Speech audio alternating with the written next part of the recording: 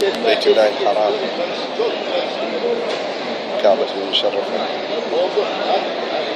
من أمر جيران بيت الله الحرام مكة المكرم ɗo yenne yimɓe fof poti ala lamɗo ala lamaɗo goto fof ari ko ñagade yurmede Allah e yaafede celti ɗiɗi yimɓe ɓorni daneji dargue ko noon hay goto ɓornata ko comci idoto ɓorno comci fof ko almoustapha sallah sallam noon ko jiɗɗa aduna fof ko aduna funtuma fof ko aduna homtuma fof sa ari ɗo henne ma andu ala ko gonɗa joni joni sukaɓe juulama mawɓe juulama Abou Jahli ko ɗo wonno Mughir ibn al-Walid ko ɗo wonno pucci mabɓe ɗo doganno gasi ha laaɓi Bilali oɗon gandi ma adraka ba Bilali ko ɗo leptatno e ceenal Makka ene wuli ene wiya ahad ɓeɗo ko Atrak ɓeɗo ko Hunud ɓeɗo ko Bangladesh goto fof Allah mbuuɗe buuɗere ala ko firti ɗo hen Abou Jahli mayi ko jahil Bilali ko ɗo ngabbi oɗo kaaba noddini Allahu akbar ñande fathu Makka ñande hen oɗon gandi ko Almoustapha sallallahu alaihi wasallam wi makkanaɓe ko cikkuɗon jogormi wadde on koɓe foolaɓe kanko fooliɓe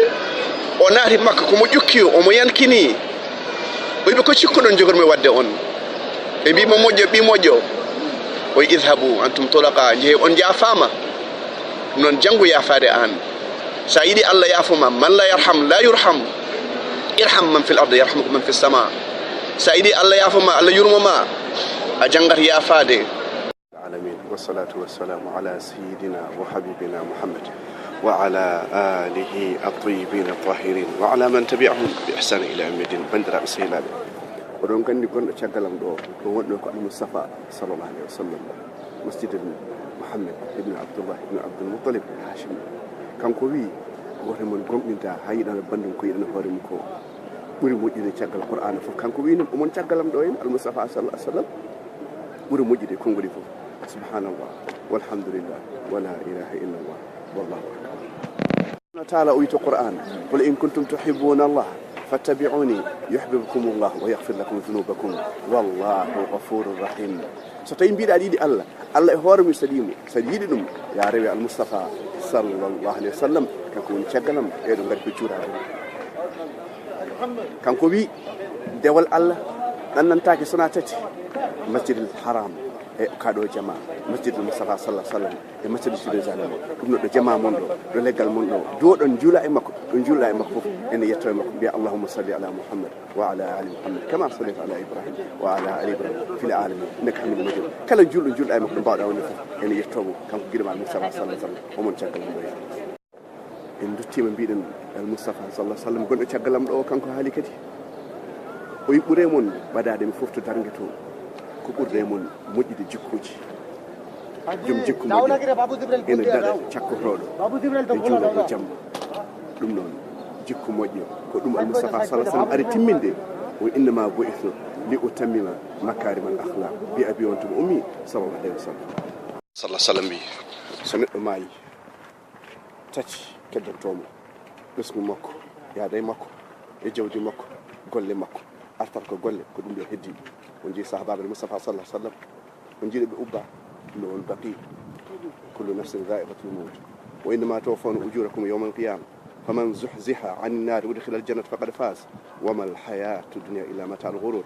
onon haɓateɓe onon tekkodiroɓe oɗon poɗodira battane man ko ɗo hen ene fof ɗo gartani ɗo yoɓetake a ubbeta a yoɓani a anda ubboɓe mo ɗum noon jarani haɓede jarani taƴodire battane men ko ɗo hen ɗum noon ganden ko golle ɗe keddoto sahabaɓe nan ɗo hen aqulu qawli hadha wastaghfiru li wa lakum fastaghfiruhu innahu huwal ghafurur rahim summa alhamdulillah ha joni gonɗen ko baqi mi wi gagneji sahabaɓe bandiraɓe sehilaɓe ɗum ɗo gagneji sahabaɓe de ha joni en jiyani ɗo suudude makka en jiyani ɗo henne yimɓe ne mbango en jiyani yimɓe ne gulla ɓeɗon jiiɗi diine Almoustapha sallallahu alaihi wa sallam o wi khayrul quruni qarni thumma alladhina yalunahum thumma alladhina yalunahum ɓuure fedde fof e groupe aji fof ko fedde makko e reftuɓe no reftuɓe hen en jii gagneje mabɓe no wayi tawadu ni ɓe mbano yankinade no gagneje ɗe mbayni nifka simon ala ɗo henna ala ko maha ɗo kadi sahabaɓe nan ƴeewi onon jiiri guite moon wona min haali ɗum noon gaare famɗinen koye men ceerno sennaɓe waliyaɓe ala mawɗo to Allah ko Allah goto mawni allahumma antal ahad fardu samad lam yalid walam yulad walam yakun lahu gagné sahabaɓe nani e daram haaka hen aqulu qawli hada واستغفر لي ولكم فاستغفروه انه هو الغفور الرحيم